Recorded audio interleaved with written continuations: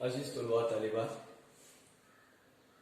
हमारे सबक नंबर 7 मौलाना मोहम्मद अली जौहर, मुसन्निफ का नाम है मौलाना अब्दुल माजिद दरियाबादी। अब ये खाता है और सफ़ा नंबर 42 पे, दरसी किताब में सफ़ा नंबर 42। दरसी किताब अपने सामने रखे ताकि समझने में आसानी हो।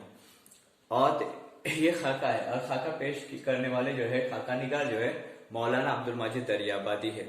बहुत ही पाए के आलिम और जिन्होंने अंग्रेजी में कुरान शरीफ की तफसीर भी लिखी।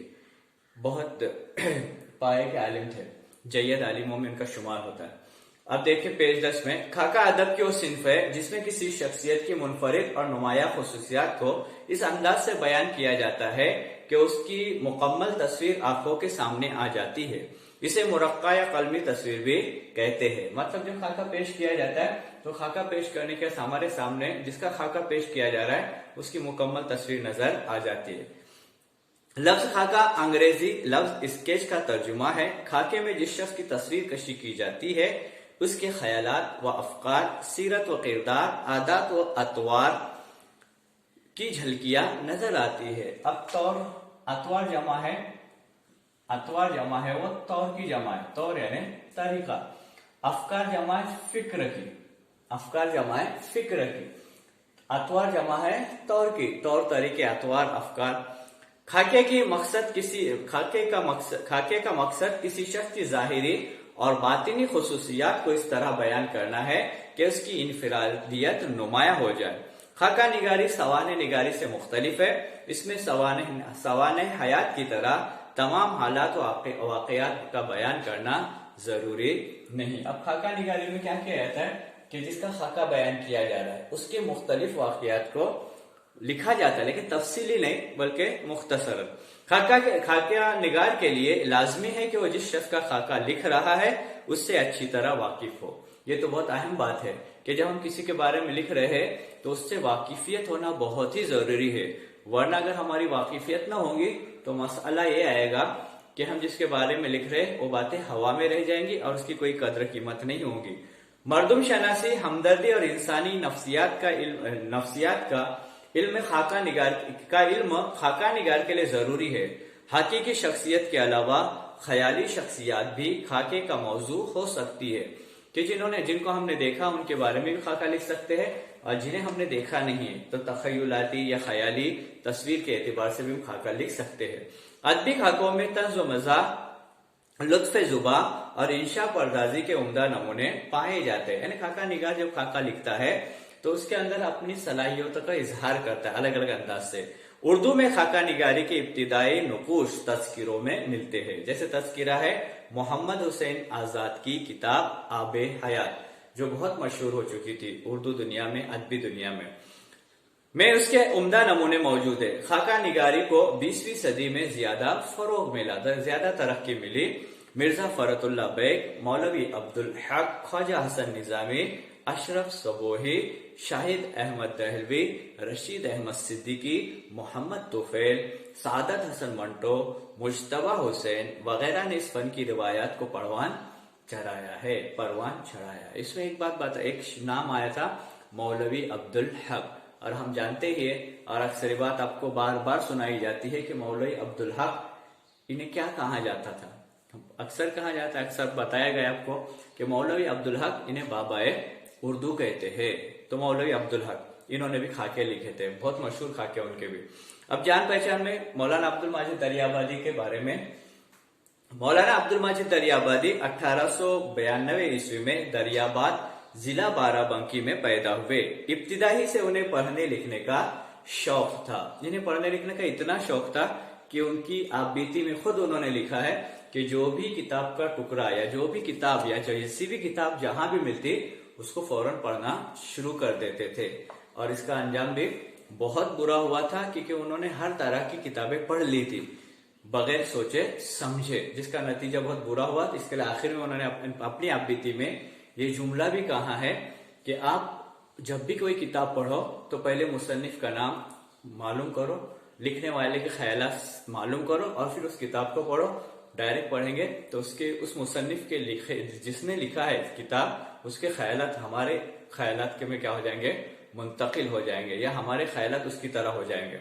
फिर आगे उन्होंने दिया, इब्तिदाई तालीम के बाद उन्होंने लखनऊ के किंग कॉलेज से बीए की सनद हासिल की। अब बीए यानी जिसको हम लोग बैचलर ऑफ आर्ट्स कहते हैं, बीए है, बीकॉम है, बीएससी है, लेकिन यहाँ एक लफ्ज है सनद। सनद यानी क्या है, सर्टिफिकेट कहते हैं, डिग्री कहेंगे कि उन्होंने हासिल की। शेर व अदब के साथ साथ उनकी खास दिलचस्पी फलसफा और नफ्सियात में भी थी।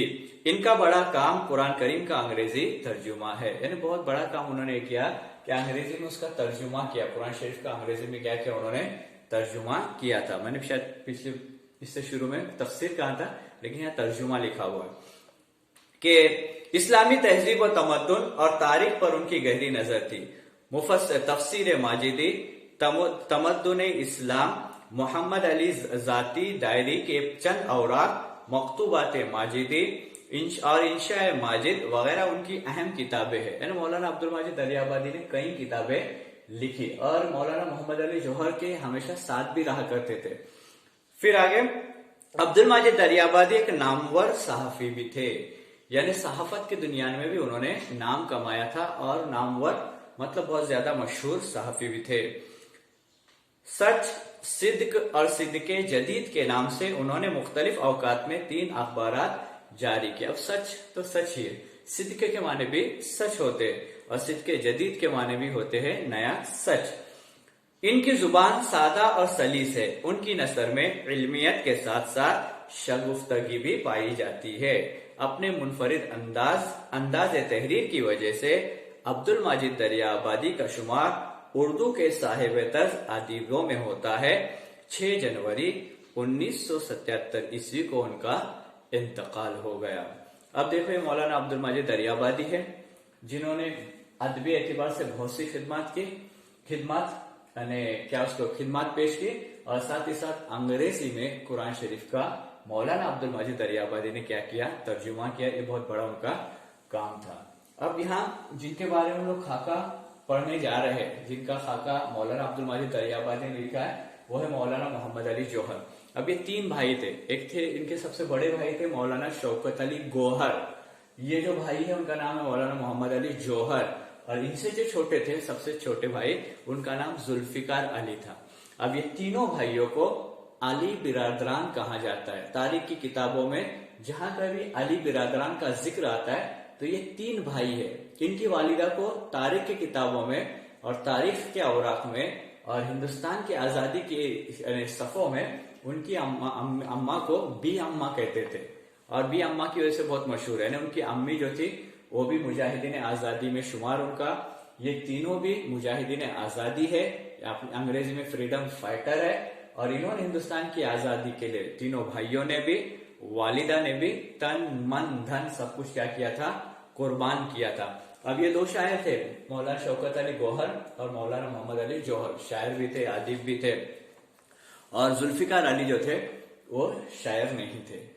अब सबसे बड़ी बात हमारे लिए खुशी की ये है कि इनके जो बड़े भाई थे मौलाना शौकत अली गौहर, तो एक तहरीक चलाए थे इन लोगों ने, खिलाफत वाली तहरीक। तो उस खिलाफत की जो तहरीक थी, उस तहरीक के सिलसिले में मौलाना मोहम्मद अली जौहर के बड़े भाई मौलाना शौकत अली गौहर आज से 100 साल पहले यानी 1921 और 19 के 20 इस दरमियान में, अपनी किताब में भी लिखा हुआ है, तो 1921 और 1920 के दरमियान में इनके भाई वहूर में तशरीफ लाए थे और अपने कॉलेज के जो अपने स्कूल के जो चेयरमैन साहब है अब्दुर्रऊफ फजंदार साहब, प्रिंसिपल राहिल साहब है, तो दोनों के घर के दरमियान का जो हिस्सा है उस हिस्से में सामने बैठकर इन लोगों ने असराना किया था मौलाना शौकत अली गौहर में। अब असराना किसको कहते हैं वो आपको इससे पहले बता भी गया कि असर के वक्त जो चाय पी जाती है और उसके साथ जो नाश्ता होता है उसको असराना कहते हैं। दोपहर का जो खाना हम लोग खाते हैं जिसको अक्सर लंच कहते हैं अंग्रेजी में, उसको उर्दू में जोहराना कहते हैं। रात का जो खाना खाते हैं अंग्रेजी में उसको डिनर कहा जाता है, उर्दू में उसको इशाइया कहते हैं। तो हमारे लिए बड़ी बात बने, हमारे लिए बड़ी खुशी की बात है कि आज से 100 साल पहले ऐसे मुजाहिदीन आजादी, ऐसे आलिम दीन, जैयद आलिम दीन, ये हमारे इलाके में वहूर में राहिल सर और चेयरमैन अब्दुर्रऊफ फजंदार साहब के घर के सामने का जो हिस्सा है वहां उन्होंने बैठकर शाम का नाश्ता भी किया था और उस तहरीक में अपने इलाके में तशरीफ लाए थे। आइए देखते हैं इनके बारे में मालूमात कि खाका शुरू होता है। नवंबर का महीना और शुरू की तारीखें, यानी नवंबर का पहला हफ्ता था। क्या हुआ था? 1926 ईस्वी, यानी आज से तकरीबन 95 साल पहले की बात तकरीबन। एक खुशगवार शाम को लखनऊ मेल कानपुर से छूटने के करीब है। ट्रेन का नाम है लखनऊ मेल, छूटने के करीब है, कानपुर का इलाका है, कि दो शख्स नदवा के सालाना इजलास से भागम भाग मोटर पर स्टेशन पहुंचते हैं और झट टिकट ले लिया।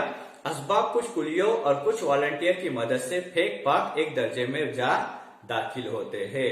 यानी दो लोगों का जिक्र, यानी जो खाका पेश किया जा रहा है उस खाके में मौलाना अब्दुल मजीद दरियाबादी ये खुद लिख रहे हैं और इनके बारे में बयान किया जा रहा है। ये दोनों नदवा का जो इजलास था सालाना, नदवा बहुत बड़ा मदरसा है, वहां से सालाना इजलास, सालाना जलसा खत्म हुआ और ये दोनों स्टेशन पर कानपुर पे दौड़ते हुए भागते हुए आए हुए हैं और उन्हें और आगे जाना है।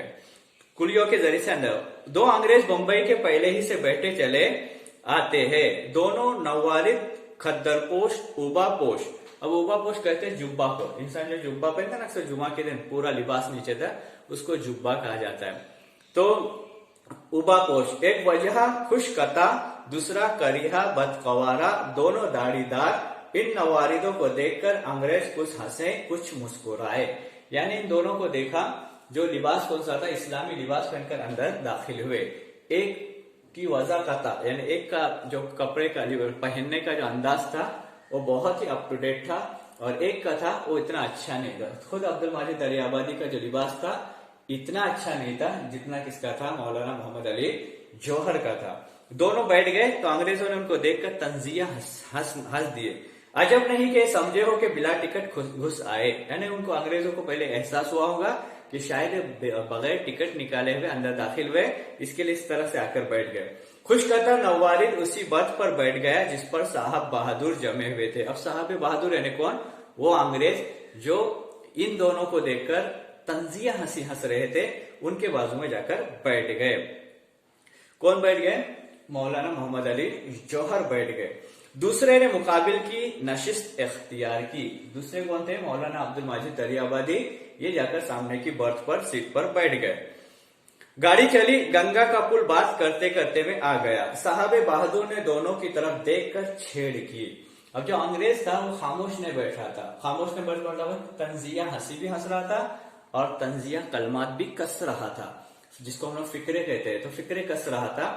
अब उससे रहने गया अंग्रेजों से और उसने क्या किया, जब गंगा ब्रिज आ गया तो उसके ऊपर क्या कहने लगा, देखो, मुस्कुराहट से हंसे और मुंह बनाकर बोले। जो अंग्रेजों में दो अंग्रेज बैठे थे, उसमें से एक अंग्रेज जो था जिसको यहाँ साहिब बहादुर कहा जा रहा है, उसने तंजिया हंसने के बाद गंगा ब्रिज पर से ट्रेन गुजरते हुए क्या कहा, मुंह हंसे और मुंह बनाकर बोले, दिस इज मदर गंगेज। यानी गंगा का एक है जमा है कि इसको माँ कहा जाता है, गंगा माई कहा जाता है, यानी यही गंगा माई है। तंज और जोर लफ्ज मदर पर था, यानी ये गंगा माई है, यानी माँ के ऊपर क्या था, जोर था, मदर पे जोर था। पास के खद्दर पोश ने मान चाय की प्याली मुंह से हटा, अंग्रेजी जुबान और अंग्रेजी लहजे में कहा, ये माई और मौसी और खाला क्या माने। यानी फौरन उन्होंने, मौलाना मोहम्मद अली जौहर ने फौरन उसका जवाब दे दिया कि आप जो बोल रहे हैं ये क्या है, कौन खाला, कौन मौसी, कौन मामू। अंग्रेजी में कहा, अच्छा आप ये रिश्ता लेते हैं, मैं तो जानता था कि दरिया बस दरिया है। यानी फौरन जवाब दे दिया, हाजिर जवाब थे, फौरन कहा कि हम तो दरिया को दरिया समझते हैं, लेकिन कौन माँ कहता है, कौन खाला कहता है, कौन मौसी कहता है। साहेब तर्राक से जवाब पाकर सन्नाटे में आ गए। ये बर्जस्ता जवाब देने वाला था मोहम्मद अली और उसका साथी या ताबे मोहम्मद, आपका ये खादिम। अब देखो यहाँ लफ्ज आया ताबे मोहम्मद। अब मोहम्मद किसको कहते हैं आपको मालूम है। ऐसे दो अल्फाज आ जाते हैं जिसमें से पहला लफ्ज बामानी होता है और दूसरा लफ्ज बेमानी होता है, लेकिन आ जाता है। जैसे लफ्ज है चाय और उसी के साथ लफ्ज आता है वाय। जैसे आता है खाना वाना, क्या आता है, खाना वाना। एक आता है नजराना वजराना। ऐसे कई अल्फाज आ जाते हैं जो अल्फाज क्या हो जाते बोलो, बामानी लफ्ज के साथ आ जाते लेकिन खुद बेमानी होते, लेकिन आ जाते तो उसको ताबे मोहम्मल कहते हैं। मौलाना अब्दुल मजीद दरियाबादी ने अपने आप को कमतर बताया है, कम बताया है, लेकिन बहुत पाए के आलिम है, और सबसे ज्यादा बताया है कि ये अच्छे इंसान है, और उनके साथ मैं आ गया था, ये बड़े अच्छे इंसान है। हालांकि दोनों बहुत अच्छे इंसान थे। इसका अगला अगला जो हिस्सा है वो इंशाल्लाह हम आइंदा करेंगे। अल्लाह अस्सलाम वालेकुम।